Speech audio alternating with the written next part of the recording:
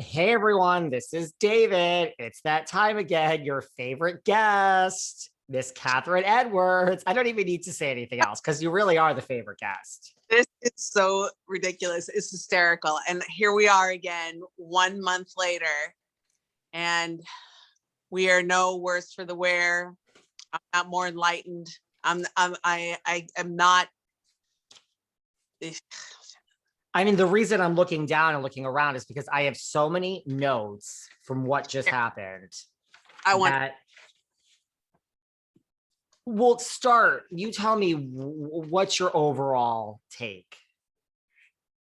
In a nutshell, from the 4 weeks, I think I kind of fell for the banana in the tailpipe. I felt like we were going to be getting like something unbelievable, never before seen. And I think the hype, it didn't live up to the hype. Not at all. Yeah. Do you think most people now are like sitting there, oh my God, this is BS? Yes. Yeah. Again, I think I'm just a jaded New Yorker. I feel like this is what I expected. I'm a jaded Californian. I'm just, yeah, it's just, we all took the hook in the mouth, the bait, swallowed it, and it's no different from anything we've seen.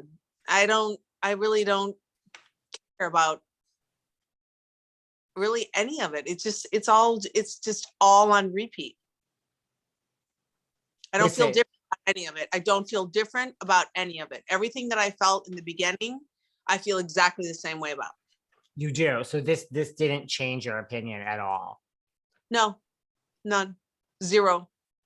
Do you think it changed anyone's opinion? Like, do you think, because, at the end, like, okay, before we get to the end. Oh, first of all, cheers. Let's do our cheers. I was just telling you, one of my listeners sent me this organic vodka from Hawaii. It literally came in this huge package. I'm like, it was packed in all this ice and everything. Look at this. What are you drinking tonight?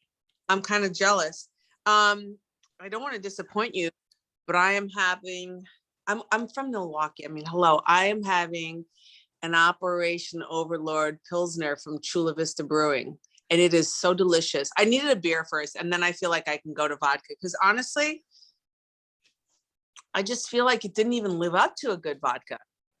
Listen, as long as you're drinking, because like, I just can't be drinking by myself. I feel, I mean,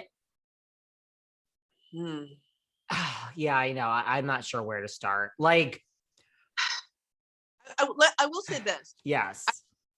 I'm tired of her getting a pass on the bullying. I'm so glad that finally someone mentioned it, or someone that watched the show sent a message to Andy, and that Garcelle touched on it and said that she regretted not standing up for Sutton.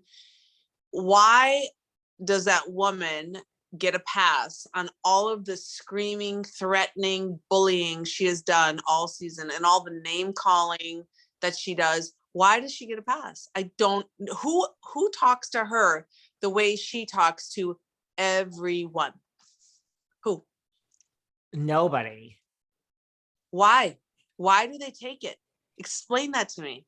Well, that's the thing. Like, there were certain things that she was saying that, and I don't know if this is the same caller, but I have to give a shout out to Mary from Long Island, because there was the Mary from Long Island. She said Dorit was duplicitous, Kyle was afraid, and Crystal was soft. She didn't say anything, or quiet. So yeah, I mean, I don't understand either why you were sitting there afraid of a grown woman. What about when they asked her what she meant by the, I'm going to come for you? And then she said, oh, it's just that everyone has a season, and when it's your turn, I'm going to come for you. Come on.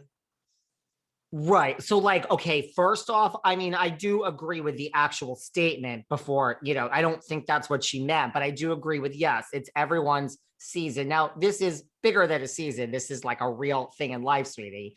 Right. But I do agree, like the producers will manipulate it, and when it's your season, and for her to say, so, I mean, I do agree with that, but this isn't that. This is like a real thing with victims and lawsuits, sweetheart. And second, you didn't mean that. That's not when you say I'm going to come for someone in your family and you say it like that. To me, that is, I mean, I'm over here in New York. Like I'm friends with some of the Jersey housewives. So I know people that have connections to a different side of life. Let's just say that's where my mind goes. If you say I'm going to come for you like that, I think it's a hit. I think it's the real deal. That's where my mind goes. At least I'm gonna have slashed tires, right? Yeah. Right. So when Sutton's like, I got a bodyguard, why wouldn't you when you have endless amounts of, I mean, if I were Sutton, I would still have one. Like just in general, I told you this before. Like, Not doing anything. She's not doing anything. You got to pay a bodyguard. Okay. You got to pay someone to make a hit. well, that's true. But to then try to say that all I meant was like, I'm not going to support you when it's your turn. No, that's not at all what you were implying. Come on now. Right? No, sorry, not buying that one. I don't understand it. I really don't understand. And I do feel like Andy asked a little bit tougher questions. I felt like he was pretty good about it, but I also feel like he really doesn't care what she said. You know, and the fact that he's kind of look at her and she said, why are you smiling at me? And he said, because you're a piece of work and you are Bravo's piece of work. We love you. Keep it coming. Just be the shit show that you are because it's working. Yes. Well, it's like what we talked about last week. Like he has his favorites. And even before this, he loves Erika. I mean, he loves Luann. He loves Ramona. Doesn't mean you can say, but he loves Erika. And like, to your point about being a narcissist, when he's saying you're a piece of work, which is like not even necessarily flattering, it doesn't matter. She loves it. Just talk about EJ. You could insult her. Just she was eating that up. That Andy Cohen was saying she was a piece of work. So funny that you say that because our good friend Nate, he sent me some messages and he actually talked about this. That is, doesn't matter what the comments are, good, bad, as long as you're talking about her, she's good with it. And that's so true. She doesn't care. She loves the haters. As long as you're talking about her, she's still winning. So that was one example. And then the other one, when she's like this and that, and Andy's like, did you find my phone? She's like, it's a flip phone. Keep up.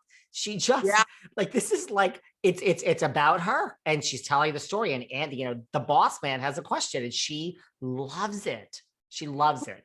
Who was it that cut her off? Was it Dorit or Crystal that cut her off? And she's like, I'm talking.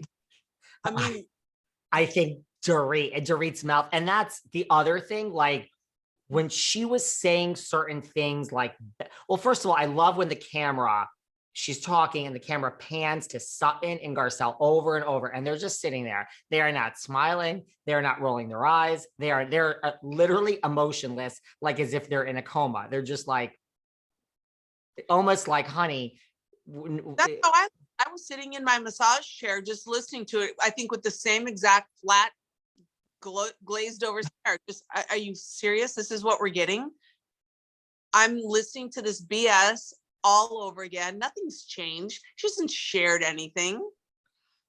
She hasn't shared anything. But then the opposite of those two is every time they panned, like, listen, Dorit wants that job. She wants the job. And you know what it is? Now that this season is over, like, you know, listen, again, like I've said this, like Beverly Hills is self-corrected itself because people have left, like Denise, like people have left on their own. So they really haven't had to fire someone in a long time. But eventually there's going to be a cast change. And if you really look at it now, like, listen, I think Dorit was an amazing housewife. I think she got it, but she's so out of her element now with, you know, Rob Minkoff, The Lion King, director, Kathy Hilton, Kyle and Mauricio, Sutton. Right. It's just, this is real talent. And like Garcelle is an actual actress that has been in the Hollywood scene forever. She knows everyone, worked with Eddie Murphy, Rinna. Like Dorit is the one who does not fit into the Beverly Hills society lifestyle that is on that couch. Honestly, I don't say that. I think that she fits in more than Erika does now. The only